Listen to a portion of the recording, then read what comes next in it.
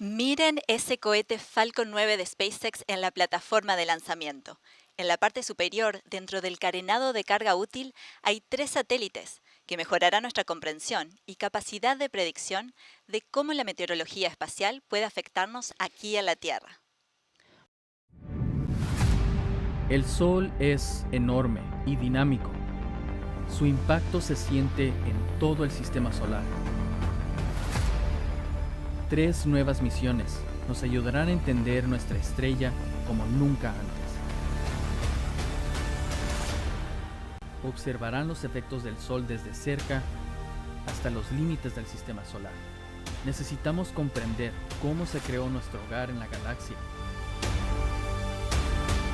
Cada vez que hemos ido a un lugar nuevo, nos hemos llevado una sorpresa. Esperamos que haya grandes descubrimientos de aspectos que hoy ni siquiera podemos imaginar.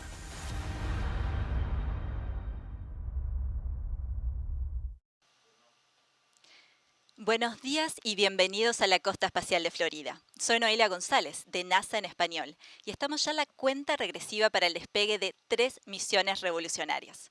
Vamos a compartir los detalles de cada una de ellas a lo largo de esta transmisión, pero primero saludamos a mi copresentadora, la heliofísica de la NASA, doctora Teresa Nieves Chinchilla. Es un placer tenerte aquí con nosotros, Teresa.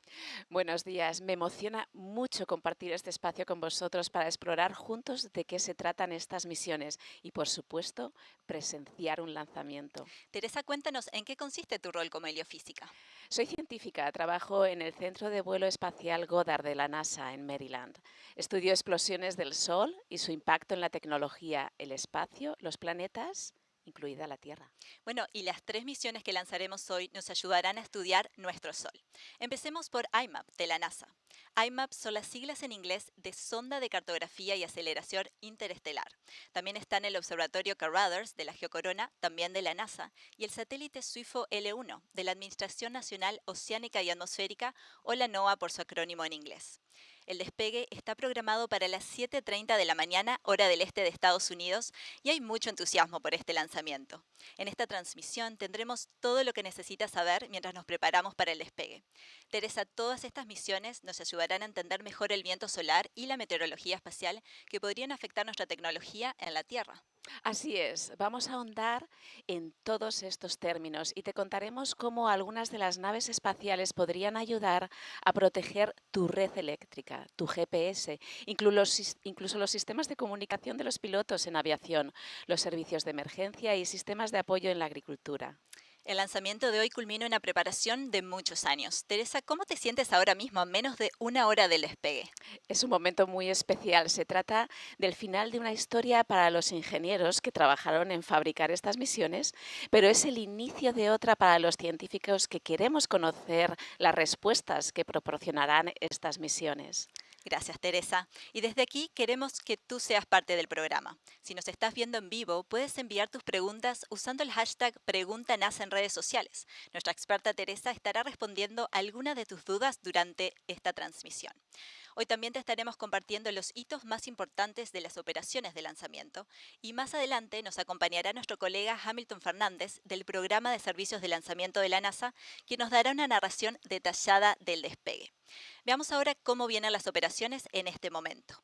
A T-44 minutos, es decir, a 44 minutos antes del lanzamiento, el cohete Falcon 9 no presenta problemas y nuestra carga útil o los 3 satélites que van a bordo están en buen estado.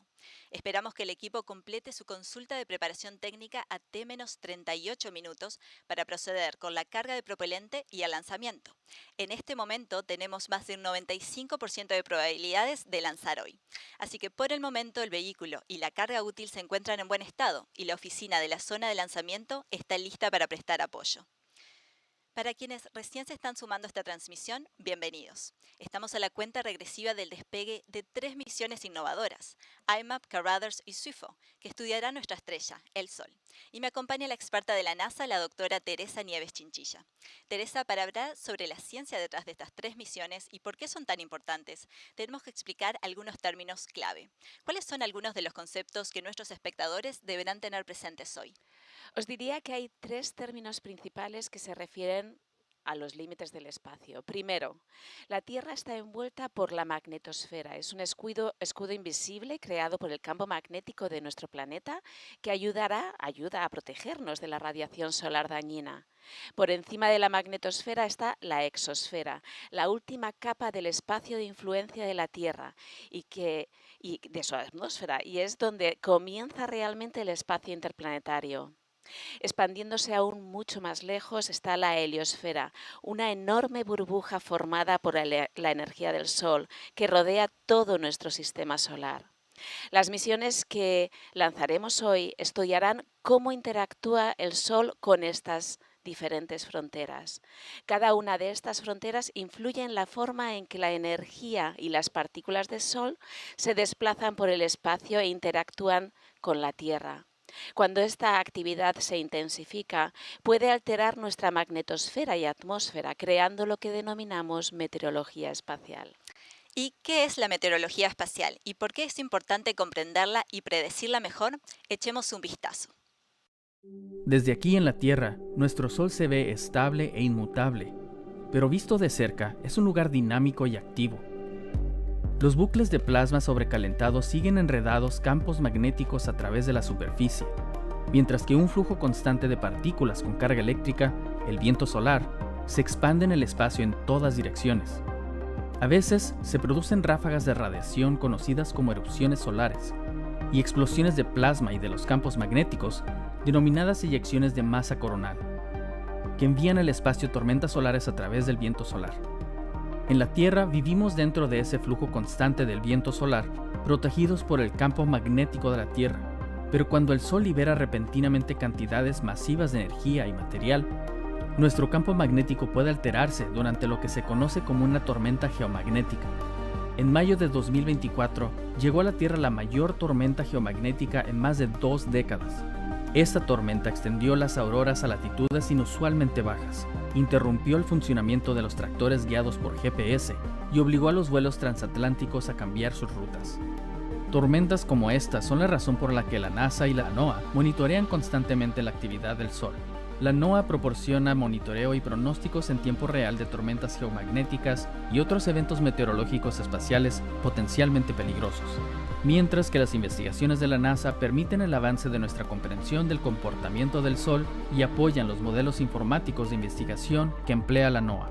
Nuestra colaboración es vital para estar mejor preparados para abordar la meteorología espacial. Juntos, ayudamos a proteger nuestra tecnología en la Tierra, los satélites en el espacio y a los astronautas que viajen a la Luna y a Marte. Teresa, además de otras funciones, tú diriges la Oficina de Análisis de Meteorología Espacial Moon to Mars de la NASA. ¿Puedes hablarnos sobre tu rol y sobre qué hace tu equipo? En la oficina que dirijo realizamos el análisis en tiempo real de la meteorología espacial en todo el sistema solar para monitorear el impacto en misiones de la NASA, robóticas y futuras misiones con humanos. Y también hacemos prototipos de modelos científicos para mejorar el conocimiento de la meteorología espacial y nuestra capacidad de predicción. Tenemos 3 misiones científicas a bordo de este cohete Falcon 9 que en última instancia van a ser de gran ayuda para tu trabajo y el de tu oficina. ¿Qué es lo que más te entusiasma de todo esto? Estas 3 misiones tienen un componente científico con muchísimo valor, que nos va a ayudar a conocer mejor el Sol, la heliosfera y cómo todos los sistemas que están dentro de ella interactúan entre sí. Pero también algunos de los datos de estas misiones que van a aportar serán en tiempo real. Eso nos ayuda a monitorear el viento solar en la localización del satélite y, como está justo enfrente de la Tierra, nos proporciona unos minutos que sirven para dar las alertas. Veamos algunos detalles de las misiones que van acopladas encima del cohete que aparece ahora en pantalla. Empecemos con IMAP, la principal misión de hoy. Este satélite está equipado con muchas herramientas para ayudarnos a entender el viento solar, que es una corriente constante de partículas cargadas eléctricamente que emanan del Sol, y su frontera con el espacio interestelar. Teresa, ¿nos cuentas un poco más sobre esta nave? IMAP tiene un tamaño similar al de un jacuzzi y pesa un poco menos de un coche compacto, unos 900 kilos o casi 2.000 libras. Hay 10 instrumentos científicos a bordo. Los instrumentos trabajarán junto juntos para cartografiar la heliosfera, esa burbuja magnética gigantesca creada por el viento solar que nos rodea y nos protege de la radiación dañina que proviene del medio interestelar. Una decena de instrumentos científicos, qué maravilla. Teresa, veamos las actualizaciones respecto al lanzamiento de hoy. El equipo de servicios de lanzamiento realizó una serie de consultas y a T-35 minutos comenzaron a cargar el cohete con propelente. Esto marcó el inicio de los procesos automatizados, donde el cohete comenzó a cargar propelente, el cual consta de queroseno de grado cohete y oxígeno líquido. Y ahora echemos un vistazo al centro de operaciones de la misión en el Laboratorio de Física Aplicada de la Universidad Johns Hopkins, conocido como APL en inglés. También estamos viendo imágenes del Centro de Control de Misión de Caruthers, que está en la Universidad de California en Berkeley. Puedes ver a decenas de personas del equipo de IMAP y Caruthers esperando con ansias el despegue. Sin duda, APL se unió a la NASA para ayudar a construir la nave espacial, gestionar la fase de desarrollo y operar la misión después del lanzamiento. APL es parte de un equipo internacional de 27 organizaciones socias, liderado por la Universidad de Princeton en Estados Unidos.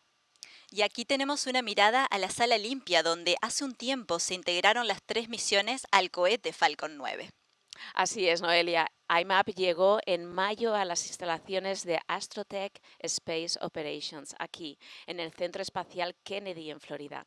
Luego el personal lo desempacó, procesó y ensambló más tarde. En julio llegaron al centro las otras 2 naves espaciales que se lanzarán hoy, Caruthers y SWIFO, que fueron acopladas junto con IMAP.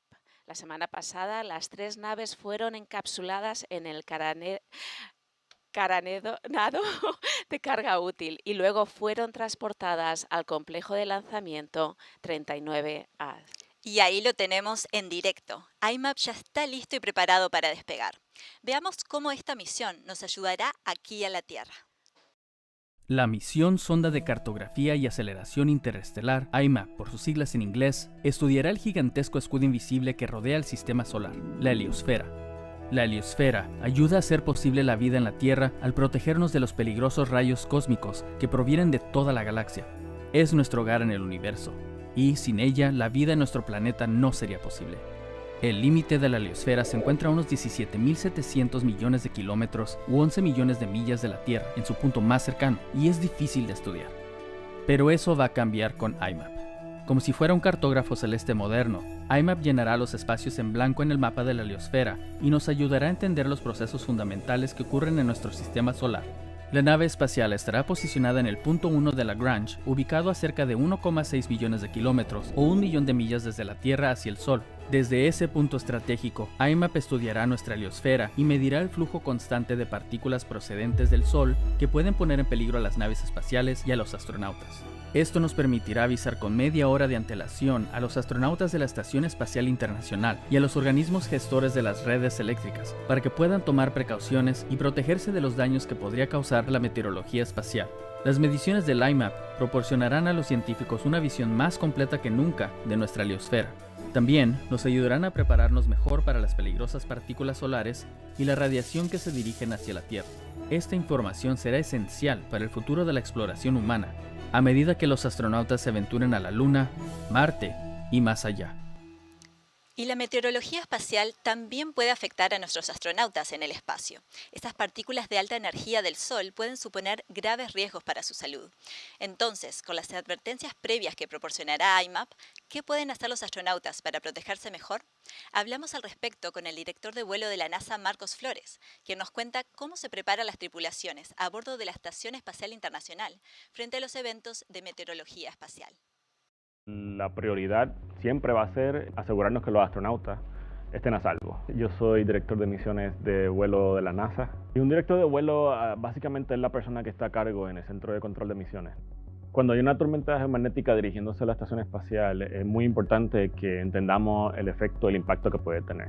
Nosotros colaboramos mucho con NOAA, y ellos tienen su propio sistema de monitoreo y tenemos especialistas en el centro de control que están monitoreando para decirnos que hay un evento que está ocurriendo, que va a ocurrir, este va a ser el impacto que va a tener, la magnitud del evento y el tiempo de duración o el efecto que va a tener. El tiempo de advertencia cuando hay una tormenta geomagnética puede ir en un rango de minutos a horas a días, y en el peor de los casos tenemos que responder en minutos, que es lo más que nos preocupa a nosotros.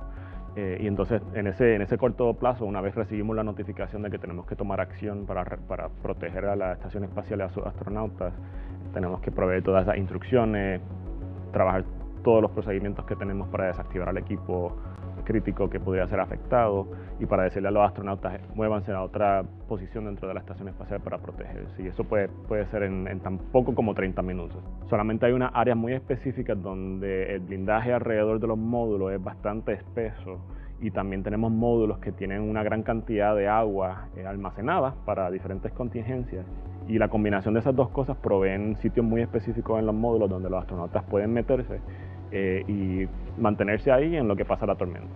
Con la misión IMAP, yo creo que lo más que nos emociona es que vamos a tener otra vía de detección de estos sistemas meteorológicos espaciales como las tormentas geomagnéticas, ¿no? Y la habilidad de ellas poder detectar cuando ellas ocurren, ¿no? Y también proveer data de calidad que podamos utilizar para modificar o hacer que nuestros modelos de computadora en la Tierra para pronosticar lo que va a ocurrir, el impacto que va a tener, sean mucho más precisos. Lo más importante, yo creo que desde la perspectiva del Centro de Control de Misiones, ¿no? Y lo que queremos hacer para proteger a los astronautas es el tiempo de notificación. Los sensores que tiene IMAP serían de mucha más precisión y podrían alertar a los analistas en la Tierra de cuando está ocurriendo algo, y entonces así nosotros podemos reaccionar de una manera un poco más rápida y dejarles saber a los astronautas que tienen que tomar medidas para protegerse.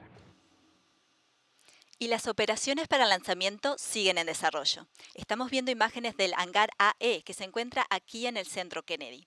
Allí se encuentran los equipos del programa de servicios de lanzamiento, quienes, en pocas palabras, monitorean la salud de las naves y todas las condiciones del cohete. Desde ahí nos están llegando las actualizaciones para el lanzamiento de hoy. Mientras tanto, les recordamos que pueden hacer llegar sus dudas para Teresa, quien estará contestando algunas de sus preguntas durante esta transmisión. Pueden enviarlas usando el hashtag de la NASA PreguntaNASA en redes sociales. Y hablando de preguntas, tuvimos la oportunidad de hacerle algunas a Iker Liceaga Indart, ingeniero mecánico en el laboratorio de heliofísica de nuestro centro Goddard en Maryland, quien trabaja con la misión IMAP. Veamos. Iker, cuéntanos, ¿qué papel desempeñas en la misión de IMAP? Bueno, yo he liderado el equipo de ingeniería mecánica de uno de los instrumentos de IMAP, el High Energy Ion telescopio de iones de alta energía. ¿Me puedes contar un poco qué va a hacer este instrumento en particular? Este instrumento es uno de los 10 que está en IMAP, y cada uno de esos instrumentos mide, digamos, partículas de un rango energético determinado, diferentes variables, y nuestro instrumento en particular va a medir iones de alta energía, ¿no? Y básicamente lo que hace es, tiene varias capas de detectores de silicio. Entonces, cuando una partícula del Sol o del espacio interestelar viene, toca esos detectores, y por la fuerza de ese choque podemos determinar qué partícula es y también la dirección en la que ha venido. Bien. ¿Y en qué consistió tu rol, tu día a día, trabajando para este instrumento? Bueno, como líder de ingeniería mecánica, al final yo era el responsable del diseño físico del instrumento, ¿no? Básicamente el diseñar las piezas del instrumento en 3 dimensiones en mi ordenador, irlas juntando, asegurarme de que encajaban perfectamente como un Lego gigante, y luego eventualmente fabricar las piezas, seleccionando los materiales, etcétera. También haciendo los cálculos para asegurarnos de que ninguna de esas piezas se rompe cuando el satélite va al espacio en el cohete, y luego también probar el instrumento, asegurarnos de que funciona bien y eventualmente montarlo en el satélite. Yo fui una de esas personas que físicamente tuvo que poner el instrumento en el satélite. ¡Ah, qué emocionante! Iker, cuéntame, ¿qué es lo que más te emociona, te entusiasma a ti de esta misión IMAP? Pues diría que en 2 vertientes, ¿no? Desde un punto de vista científico, primero, creo que es una misión pionera que nos va a permitir medir todos estos eventos, estas partículas de las que hablábamos, con una precisión que nunca antes hemos logrado, ¿no? Entonces, desde ese punto de vista, creo que es un gran logro. Y luego, desde un punto de vista más personal, para mí, bueno, han sido 5 años trabajando en la misión, y es de alguna manera el pináculo de mi carrera hasta ahora. Y es un gran orgullo, ¿no? El ver que algo que tú has diseñado prácticamente desde que lo tenías en un papel dibujado hasta que lo ves construido y yendo al espacio que va a estar dentro de un tiempo a 1,5 millones de kilómetros de la Tierra es algo muy especial. Bueno, y tu familia va a ir contigo a mirar el lanzamiento. Cuéntame un poquito sobre esto. Sí, van a venir a ver el lanzamiento conmigo. Es la primera vez que visitan Estados Unidos porque en todo este tiempo que yo llevo aquí no se han dado las circunstancias, vienen desde España ellos.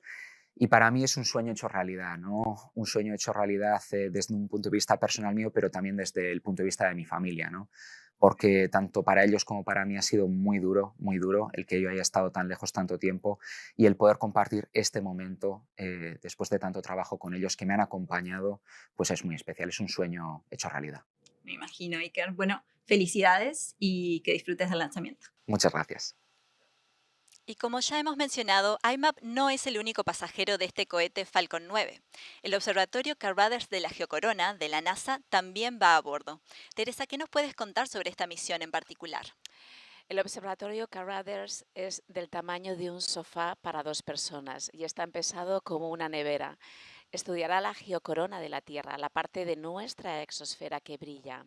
El estudio de esta capa más externa de la atmósfera terrestre nos ayudará a pronosticar la meteorología espacial, a comprender cómo cambia la atmósfera con el tiempo e incluso a trazar la historia del agua en la Tierra. Qué fascinante, Teresa. Este observatorio tendrá un trabajo muy importante, alertándonos sobre las tormentas solares que podrían afectar nuestro planeta.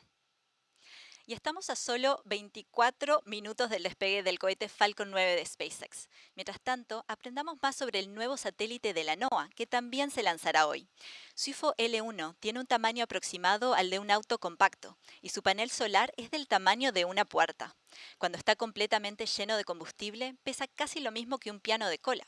Es el primer satélite de la NOAA diseñado específicamente para el monitoreo de la meteorología espacial, las 24 horas del día, los 7 días de la semana.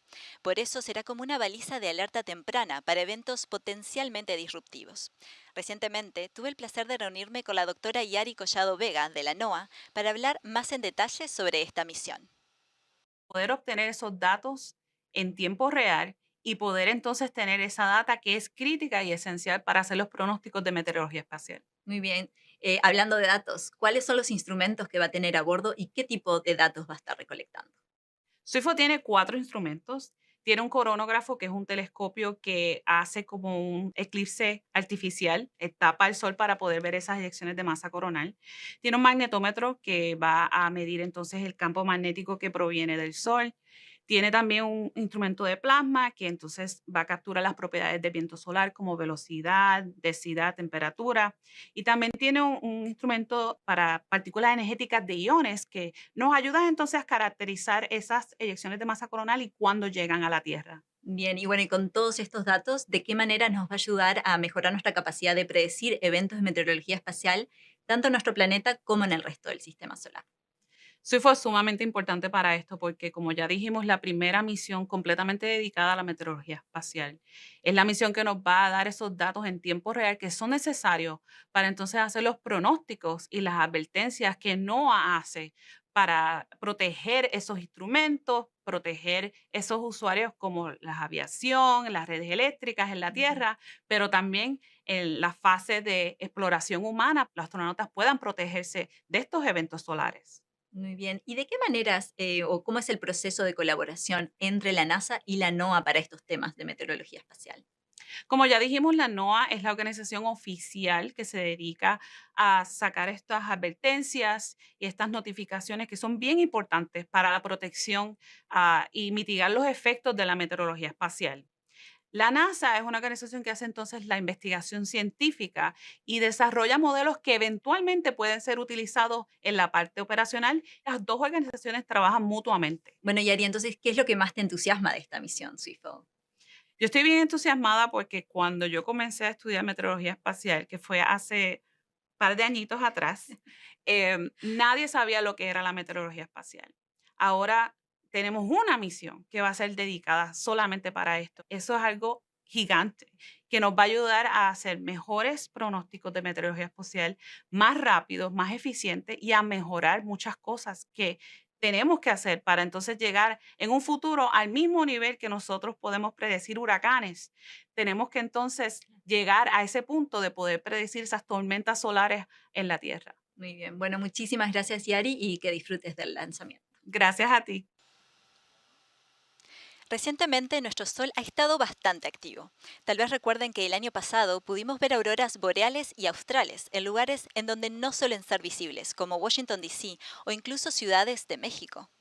Así es, Noelia, ha sido maravilloso ver imágenes de auroras en sitios donde son muy poco comunes. Estas luces celestiales tienen mucho que ver con el viento solar, que emana constantemente desde nuestra estrella y que IMAP estudiará en detalle. Aprendamos más. Sube el volumen para escuchar cómo suena el viento que sale del Sol. Para ser precisa, ese es el sonido de las ondas de plasma interactuando con el viento que sale de nuestra estrella. Lo grabó nuestra sonda Solar Parker, la primera nave en tocar el Sol. En 2021, Parker atravesó la corona solar, que es la atmósfera superior de la estrella, esa que solo podemos ver con nuestros ojos cuando hay un eclipse solar total. Desde allí emana el poderosísimo viento solar. Este viento sopla en todas direcciones y azota todo lo que existe en el sistema solar y más allá, incluida la Tierra. Surge a borbotones a diferentes velocidades y densidades desde regiones del Sol con fuertes campos magnéticos. Uno de los componentes básicos son partículas cargadas eléctricamente, como protones y electrones. Estas partículas viajan a velocidades difíciles de imaginar. Como referencia, los vientos de los huracanes más devastadores en la Tierra pueden superar unos 240 km por hora. El viento solar tiene una velocidad promedio de 1,4 millones de kilómetros por hora y no se detiene hasta llegar al espacio interestelar, que marca el límite de la heliosfera. Entre los muchos efectos del viento solar está la creación de las auroras, que se producen cuando las partículas cargadas del Sol entran a la magnetosfera terrestre para después interactuar con los gases de nuestra atmósfera. Las auroras dejan en evidencia una interacción que suele pasar desapercibida para nosotros aquí, gracias a un escudo protector indispensable, la magnetosfera, nuestro campo magnético.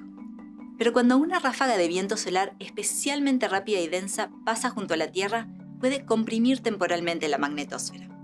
Y eso puede afectar nuestros satélites de comunicaciones, el GPS en tu teléfono, quemar las estaciones transformadoras de la red eléctrica y hasta provocar apagones.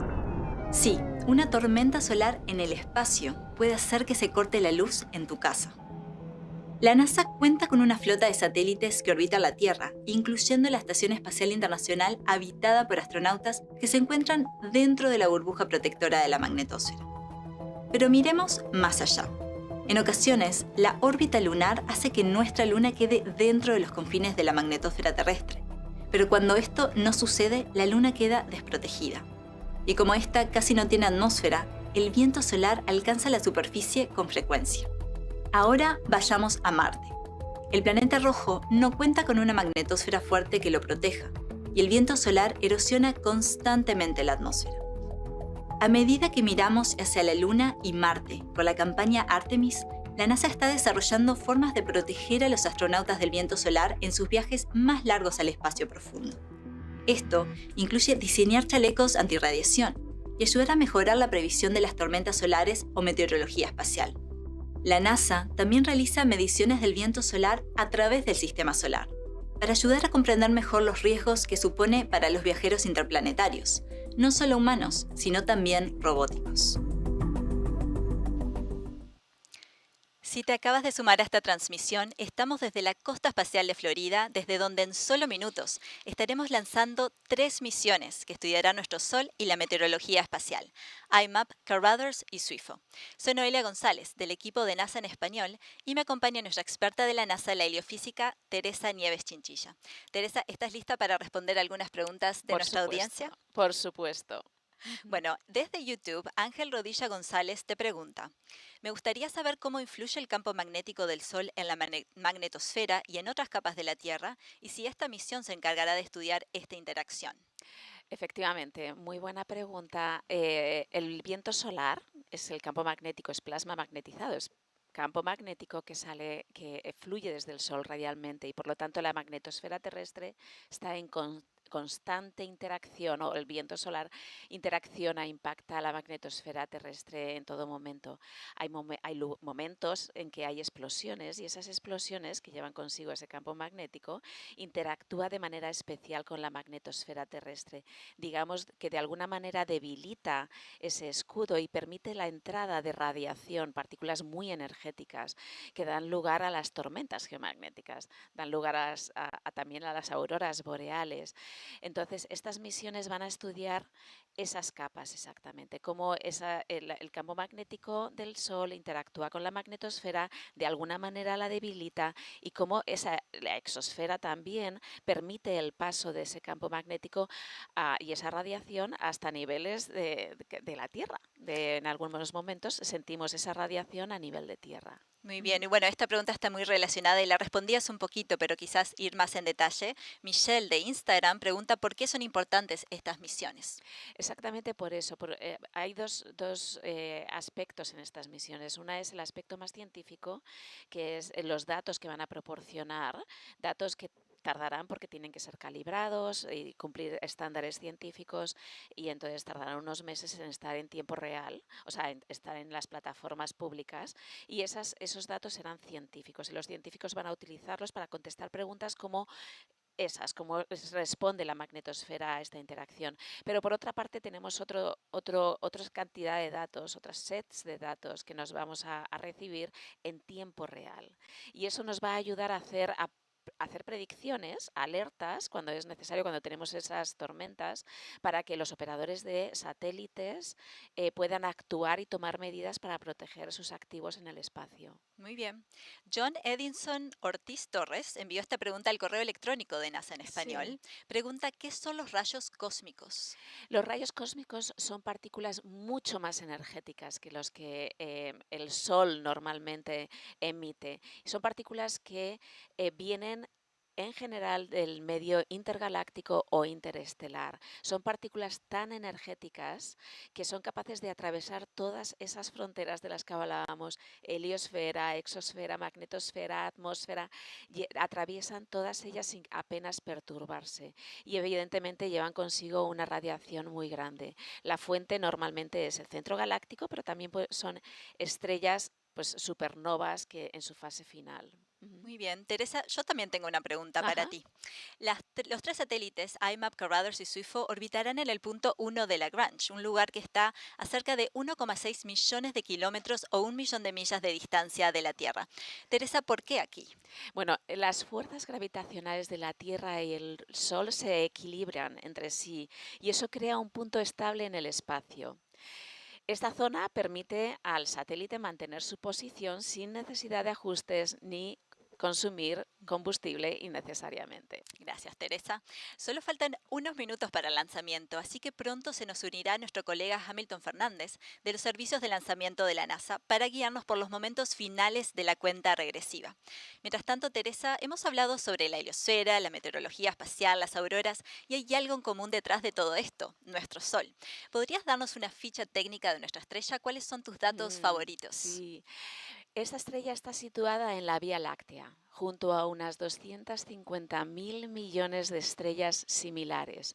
Orbita alrededor del centro galáctico y tarda 220 millones de años en completar una órbita alrededor de ese centro galáctico.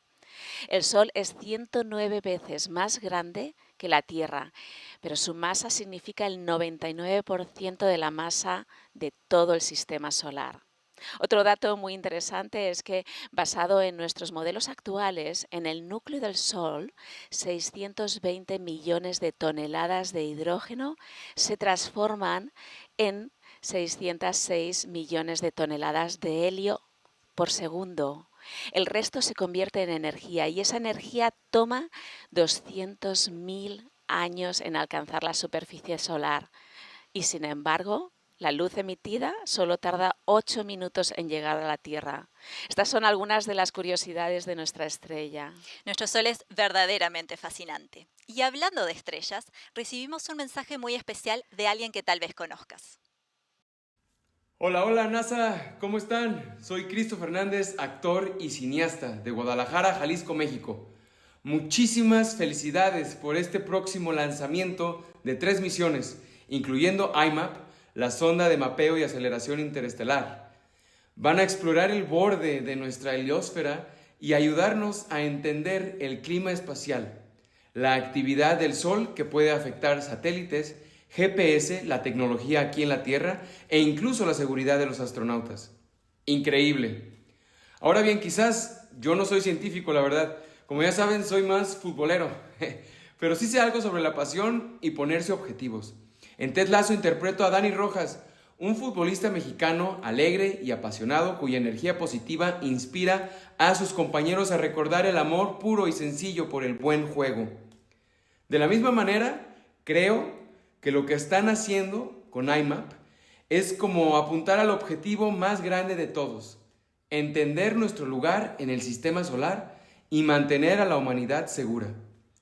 Así que, de un jugador de equipo a otro, les reitero mis felicitaciones por esta misión tan increíble. Sigan inspirando al mundo, sigan alcanzando las estrellas y recuerden que cuando jugamos en equipo podemos lograr lo imposible. Muchas gracias a Cristo Fernández. Y ya solo faltan unos 10 minutos para el lanzamiento. Me acompaña nuestro comentarista Hamilton Fernández para guiarnos a través de los momentos finales de la cuenta regresiva. Bienvenido, Hamilton, te escuchamos. Saludos, Noelia. Es un placer compartir con ustedes estos momentos tan emocionantes donde presenciaremos un lanzamiento verdaderamente histórico. Soy de Puerto Rico y llevo 36 años trabajando para la NASA en diferentes capacidades. La función primordial de nuestro programa aquí en Kennedy es adquirir el servicio de lanzamiento por parte de compañías privadas como SpaceX y luego facilitar la integración y el lanzamiento de estas misiones de ciencia para toda la NASA, como lo son hoy IMAP, Carothers y SWIFO L1. Esta es la misión número 107 que nuestro programa integra y lanza de principio a fin. El Falcón 9 que vemos en pantalla tiene unos 70 metros de altura y cuenta con 2 etapas. La etapa 1 con 9 motores Merlin y la etapa 2 con otro motor Merlin especialmente diseñado para operar al vacío en el espacio. En la parte de arriba se encuentra el carenado que tiene unos 5 metros de diámetro y es allí donde las 3 naves están guardadas para el lanzamiento. Este es el segundo vuelo de este cohete propulsor. El primer vuelo fue el 16 de julio de este año para una misión llamada Kuiper Flight 1. El carenado es nuevo y se usará por primera vez en esta misión. Como sabemos, SpaceX se ha convertido en una compañía ejemplar, reciclando varias partes de sus cohetes, incluyendo los cohetes propulsores y los carenados. Esto reduce el costo de acceso al espacio. Hoy, la etapa 1 va a aterrizar y ser recobrada en una barcaza curiosamente llamada Solo lee las instrucciones, que lo espera en el océano aproximadamente 8 minutos y medio después del despegue. También las 2 mitades del carenado van a ser recobradas en el océano por el barco de SpaceX llamado Bob.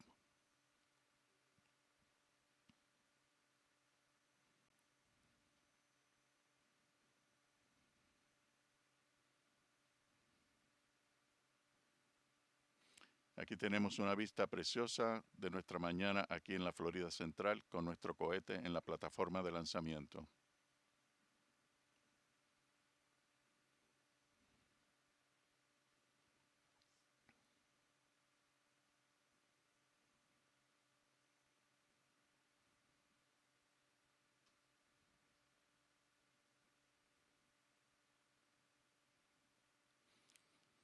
Hasta ahora, las 3 naves a bordo se encuentran en buen estado y el lanzamiento sigue su proceso sin ningún problema.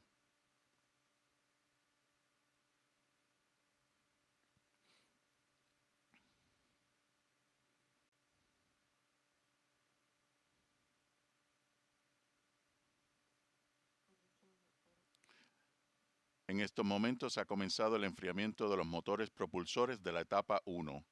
Este paso es importante para asegurar que todos los componentes del motor están preenfriados a la temperatura necesaria para una operación óptima. También asegura que el oxígeno líquido que está en forma de criógeno a unos 207 grados centígrados bajo cero llega al motor en su forma líquida y no se evapore. En menos de un minuto se va a terminar el proceso de llenar el tanque de queroseno.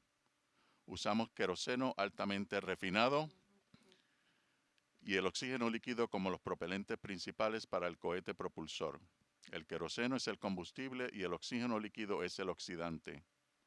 Los tanques de estos dos propelentes se llenan por separado en la cuenta final intencionalmente para mantenerlos lo más frío posible. Los propelentes fríos son más densos y proveen más energía para la combustión y por consiguiente más potencia para el cohete propulsor. Y en estos momentos se acaba de completar el proceso de llenar el tanque de queroseno de la etapa 1. El próximo evento en la cuenta final será retraer la torre de soporte del Falcón 9. Esa es la torre de acero armada que pueden ver justo al lado del cohete.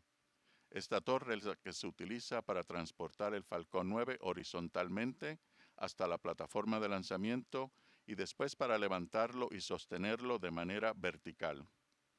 Además de mantener el cohete erguido, la torre también sirve para proveer varias conexiones que suplen propelentes, electricidad y comunicaciones. Primero los brazos de la torre se mantienen el cohete erguido, se van a ser retraídos. Y después la torre se inclinará hacia atrás justo antes del lanzamiento para que el cohete pueda despegar sin ningún obstáculo. Y en estos momentos los tanques de propelente del Falcón 9 se están presurizando para preparar el cohete para la retracción de la torre de soporte. Este paso nos ayuda a brindar más estabilidad al cohete. Hasta el momento estos brazos han protegido al cohete erguido en contra de vientos fuertes mientras tenía los tanques vacíos.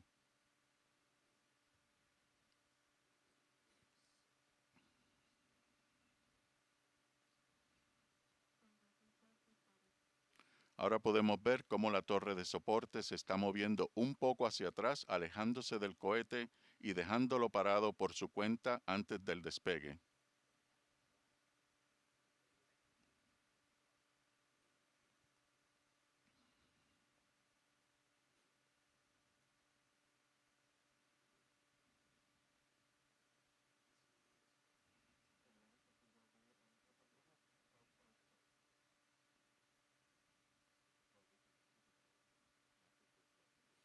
Y el director de lanzamiento de NASA ha dado su autorización final para proceder con el lanzamiento. Go for Launch.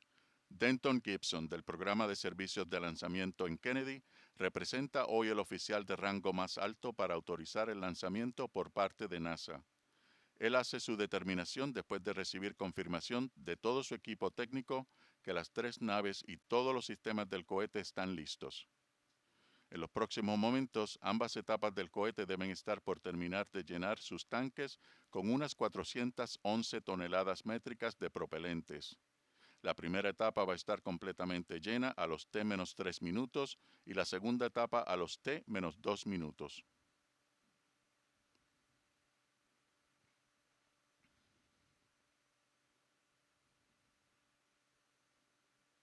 Stage 1 LOX load is complete. Ahora el tanque de oxígeno líquido de la primera etapa está lleno y se ha terminado el proceso de transferir propelentes a esta etapa. Los tanques también serán presurizados con helio gaseoso enfriado para que sea compatible con el sistema criogénico. Esta presurización ayuda a mantener presión estable en los tanques según se van vaciando durante el vuelo. A T-1 minuto el Falcón 9 va a comenzar su fase de inicio, con sus computadoras internas de vuelo iniciando todos los sistemas y de allí en adelante todo operará autónomamente. Justo a los T-2 segundos, los 9 motores Merlin serán encendidos. Una vez se determine que todos los motores están funcionando a su capacidad máxima, el Falcón 9 despegará de la plataforma de lanzamiento y comenzará a ascender alejándose de nuestro planeta.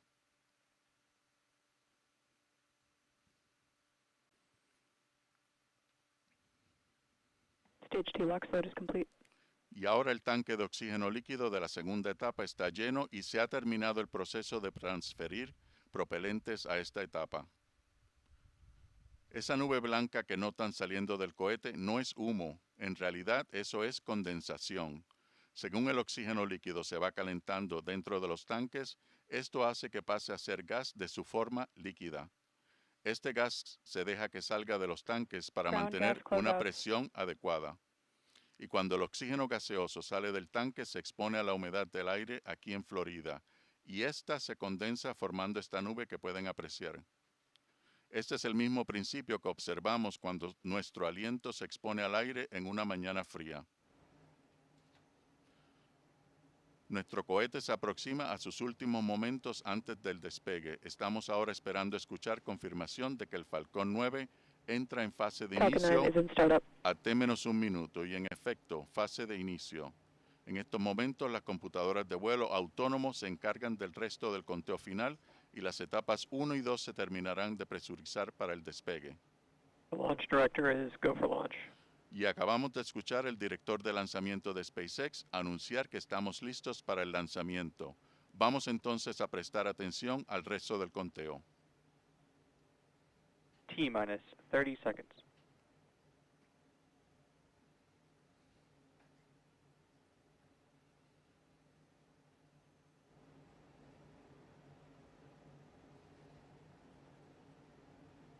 T-minus 15 seconds. T-minus 10, 9, 10, 9, 8, 8, 7, 6, 5, 4, 3, 2, 1. Motores encendidos. Y despegue. Tenemos despegue.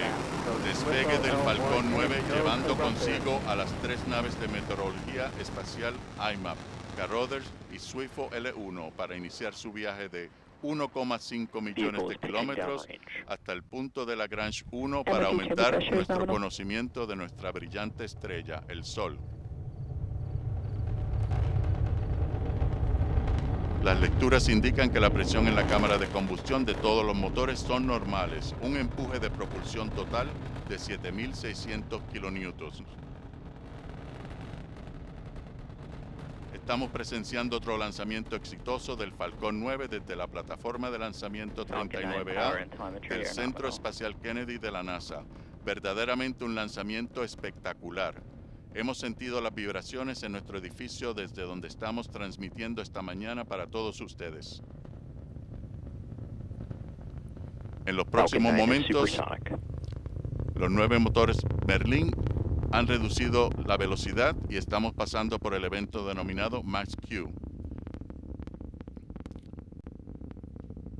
Este es el punto en la trayectoria donde el cohete va a experimentar la mayor presión dinámica en su estructura y queremos reducir ese efecto reduciendo un poco su velocidad. Después del punto Max Q, los motores Merlin reanudarán su empuje a capacidad máxima. Y aquí tenemos una tremenda vista del cohete y la lumbre que producen los 9 motores Merlin. El próximo evento será cuando todos los motores de la etapa 1 van a ser apagados. Esto lo conocemos como MECO por sus siglas en inglés, Main Engine Cut Off. Unos segundos después veremos cómo la primera etapa va a ser separada de la segunda etapa para regresar a tierra y eventualmente ser reusada en otro futuro lanzamiento. También veremos cuando el motor Merlin de la segunda etapa será encendido para continuar su viaje a la órbita correcta donde nuestras naves necesitan llegar. Todo esto será seguido por el despliegue de las 2 mitades del carenado.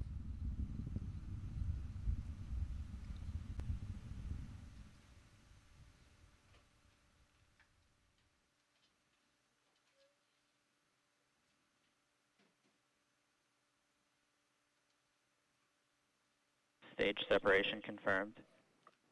MECO y la etapa 1 se ha separado.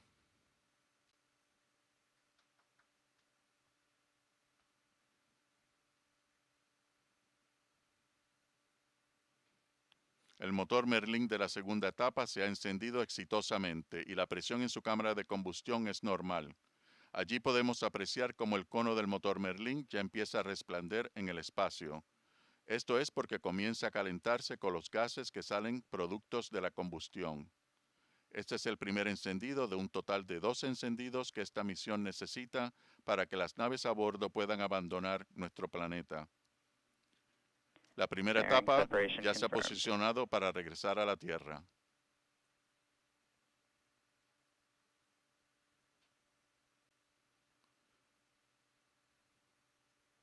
Las 2 mitades del carenado han sido desplegadas exitosamente, exponiendo nuestras naves IMAP, Carothers y Swifo L1 al vacío del espacio. El carenado protegía nuestras naves de altas temperaturas durante su ascenso y las mantenía libres de contaminación. Una vez las naves han alcanzado las condiciones de vacío al espacio para las cuales fueron diseñadas, ya no necesitaban más ser protegidas.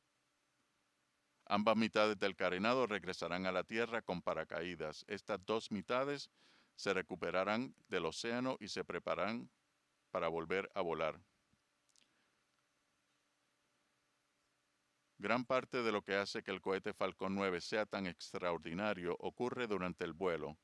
La separación de las etapas, el aterrizaje de la primera etapa en una barcaza en el medio del océano y el regreso del carenado en paracaídas. Todo ello para prepararse para otro vuelo al espacio. Al reusar estas partes del cohete, SpaceX puede reducir el costo de acceso al espacio para sus clientes. Ambas etapas siguen su transcurso normalmente. La etapa 1 va a aterrizar en tierra y la etapa 2 sigue su transcurso normal. En unos momentos vamos a ver cómo 3 de los 9 motores Merlin son reencendidos con el propósito de comenzar a desacelerar la etapa 1 y alinearla en su descenso.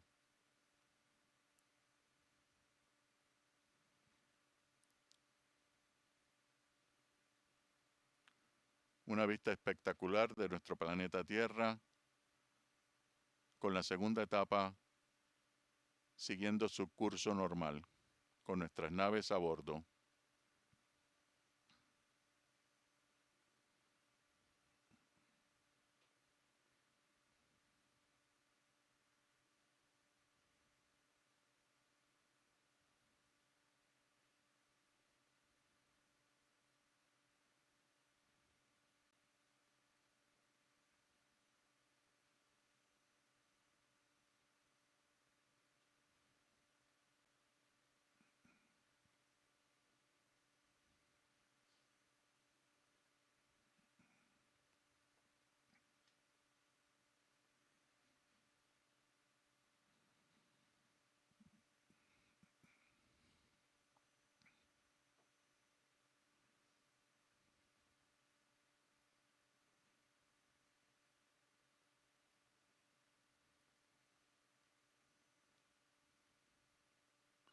Tremenda vista de nuestras cámaras a bordo. La etapa 2, siguiendo su curso normal. Entry burn startup. Stage 1, FTS is saved. Hemos escuchado que el reencendido de los motores de la primera etapa para iniciar a nuestro planeta fue exitoso.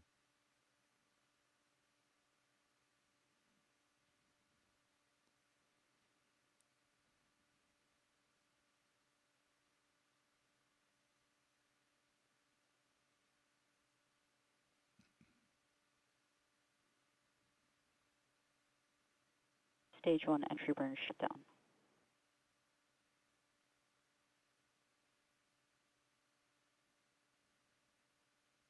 Stage 2 is in terminal guidance.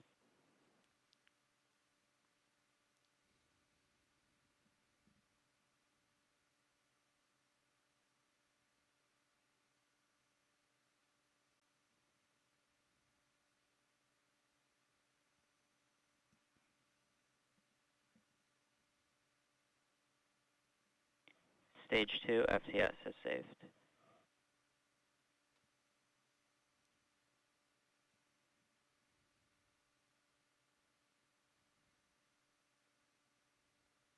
Stage 1 transonic.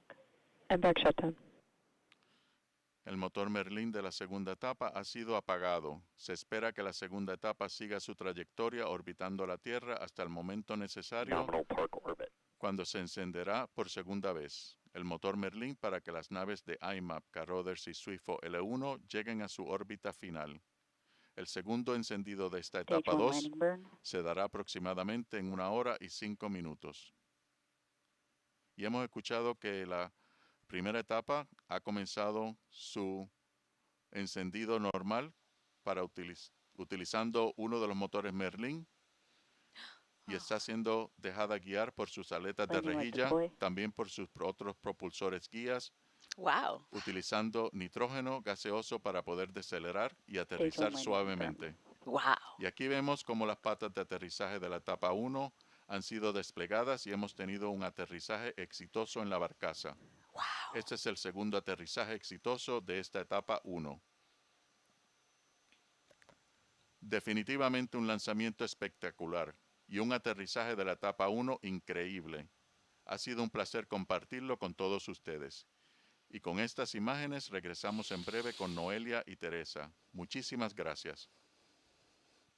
Muchas gracias, Hamilton. Y bueno, Teresa y yo tuvimos la oportunidad de salir a ver este lanzamiento en persona. Teresa, ¿cómo te sientes? Pues la verdad es que Sin esto palabras. sí, me he quedado sin palabras. La verdad es que es emocionante. Obviamente es el sonido, las reflexiones que vienen acompañadas, ¿no? Los científicos que vinieron con preguntas, ingenieros después que tomaron el testigo y construyeron esto que es la consecuencia de una infraestructura de conocimiento y un legado de muchas personas y luego pues ahora los científicos otra vez que retoman los datos que van a producir estas misiones. Es absolutamente impresionante ver esa tecnología yendo al espacio en este planeta tan pequeño, en este universo tan grande, ¿verdad?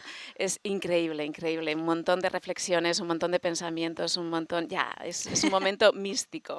Te entiendo también y es imposible no pensar en sentir orgullo y admiración por las personas, como tú decías, que hacen posible todo esto. Sí, efectivamente, es una infraestructura de conocimiento y sobre todo el legado que NASA significa, ¿no? En mucha gente que ha construido esto a través de diferentes etapas y muchos años, muchas décadas de una cultura del trabajo en equipo increíble. Bueno, sí. Totalmente, y afuera se escuchaba a la gente haciendo su cuenta regresiva, a los gritos, es una emoción compartida. Es una emoción compartida, sí. Familia que está por aquí también alrededor, ¿verdad? Que vienen a verlo y estoy deseando pues compartir con ellos. Y quienes nos están mirando y que nos por están pantalla. viendo. Sí, muchas familias que nos están viendo a través de estas cámaras y esperamos que estemos compartiendo y transmitiendo estas emociones con todos ellos. Totalmente. Bueno, como acabamos de presenciar, IMAP, una misión de heliofísica de la NASA, acompañada de las sondas Carothers y SWIFO L1, despegó hace unos 12 minutos a bordo de un cohete Falcon 9 de SpaceX desde el complejo de lanzamiento 39A, aquí mismo en la costa espacial de Florida. Dentro de alrededor de 1 hora y media, los 3 satélites se separarán para continuar su camino rumbo a sus destinos finales en el espacio, a más de 1,5 millones de kilómetros de la Tierra. Y esto concluye nuestra cobertura del lanzamiento de IMAP, Carothers y SWIFO. Quiero agradecer enormemente a Teresa Nieves Chinchilla y a Hamilton Fernández por acompañarnos hoy. Fue un placer tenerlos con nosotros. El gusto es mío. Para encontrar actualizaciones sobre la misión de IMAP y aprender más sobre el Sol y la meteorología espacial, pueden ingresar a nuestra web en español ciencia.nasa.gov/sol. También pueden seguir nuestras cuentas de NASA en español en redes sociales, en Facebook, Instagram, YouTube y X. Además, los invito a suscribirte a nuestro boletín semanal en nasa.gov/suscríbete. Y por último, no se pierdan el episodio más reciente de nuestro podcast Universo Curioso de la NASA, donde exploramos cómo el estudio del Sol es clave para la exploración espacial con seres humanos, a la Luna, Marte y más allá. Gracias por acompañarnos y hasta la próxima.